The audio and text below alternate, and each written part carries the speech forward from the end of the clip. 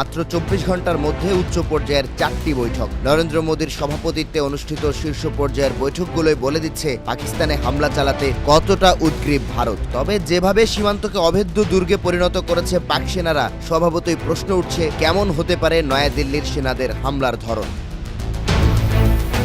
সম্প্রতি এ সম্পর্কিত চাঞ্চল্যকর প্রতিবেদন প্রকাশ করেছে আল জাজিরা। কাতার ভিত্তিক সংবাদ মাধ্যমটির দাবি, বর্তমান পরিস্থিতিতে 146 কোটি ভারতীয়র আকাঙ্ক্ষা বাস্তবায়নের চাপে পড়েছে মোদী সরকার। এমন অবস্থায় নয়াদিল্লির কাছে রয়েছে 6টি বিকল্প। প্রথমেই রয়েছে গোপন সামরিক অভিযান। পরিকল্পনা অনুযায়ী কভার্ট অপারেশন কখনোই ঘোষণা দিয়ে হয় না, তবে সাম্প্রতিক সময়ে দুই পক্ষের সেনারা একে অপরের নিয়ন্ত্রিত অঞ্চলে একাধিক গোপন অভিযান চালিয়েছে, যেখানে সামরিক চৌকি লক্ষ্য করে হামলার পাশাপাশি সেনা হত্যার তথ্যও মিলেছে। মূলত প্রতিশোধের অংশ হিসেবে বেছে নেওয়া হয় কভার্ট মিলিটারি অপারেশন।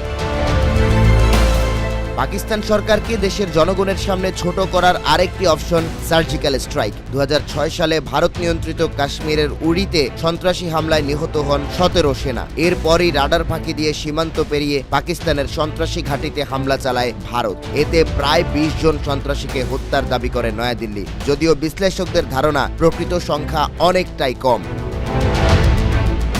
তৃতীয় বিকল্প হিসেবে সামনে রয়েছে আকাশপথে হামলা। 2019 সালে কাশ্মীরের পুলওয়ামায় সিআরপিএফ জওয়ানদের কনভয়ে বোমা হামলায় নিহত হন 40 জওয়ান। এর পাল্টা জবাব হিসেবে পাকিস্তানের জয়শ-ই মোহাম্মদের ঘাঁটিতে এরিয়াল স্ট্রাইক চালায় ভারতের বিমান বাহিনী, যাতে বেশ কয়েকজন সন্ত্রাসীকে হত্যার দাবি করা হয়। তবে সে সময় ইসলামাবাদ জানায়, নয়াদিল্লির যুদ্ধ বিমান সীমানা পার করার সঙ্গে সঙ্গে ধাওয়া দিয়ে পাঠিয়ে দেওয়া হয় নিজ দেশে। এর কয়েকদিন বাদে আকাশে শুরু হয় দুই দেশের জেট বিমানের ডগ ফাইট। এ সময় ভারতীয় বিমান বাহিনীর এক পাইলটকে পাকিস্তান আটক করলেও কয়েকদিন বাদে তাকে ফিরিয়ে দেওয়া হয়।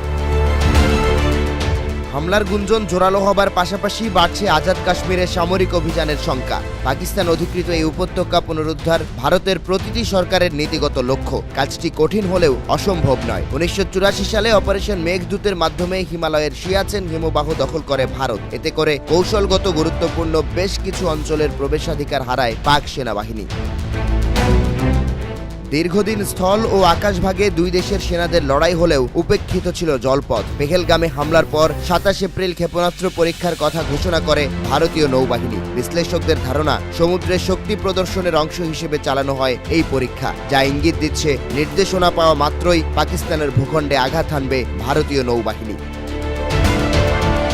সবশেষ ও সবচেয়ে ধ্বংসাত্মক বিকল্প পূর্ণাঙ্গ সামরিক সংঘাত। স্বাধীনতার 78 বছরে 4 বার যুদ্ধে জড়িয়েছে দুই দেশ। এর মধ্যে 3টি যুদ্ধের কারণ কাশ্মীর দখল ইস্যু। নরেন্দ্র মোদীর এই অপশন বেছে নেওয়ার অর্থ আঞ্চলিক থেকে আন্তর্জাতিকে পরিণত হবে সংঘাত, অর্থাৎ শুরু হবে তৃতীয় বিশ্বযুদ্ধ।